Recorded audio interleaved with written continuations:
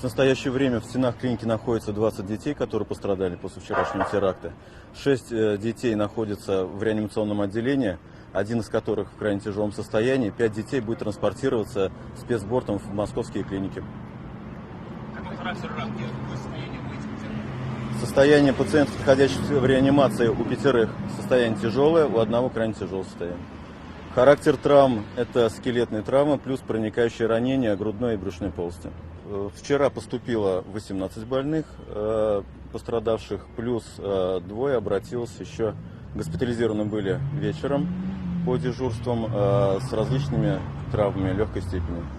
И 2 детей, обратившихся также в вечернее время после совершения теракта, были отпущены домой на домашнее лечение. Во время поступления детей сразу мультидисциплинарная была команда сформирована, состоящая из травматологов, хирургов, торакальных хирургов, плюс реаниматологи, естественно, которые одновременно практически работали с пациентами в операционной.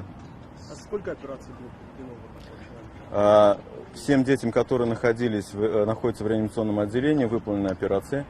И плюс еще практически всем детям, которые со средней степенью тяжести, тоже выполнены операции. С первых же минут после того, как дети стали поступать, сразу стали работать психологи больницы, потом уже привлечение психологов, и в том числе из федеральных центров, с медицины катастроф. Психологи работают до сих пор. Помимо психологов работают еще с родителями и психиатры в том числе.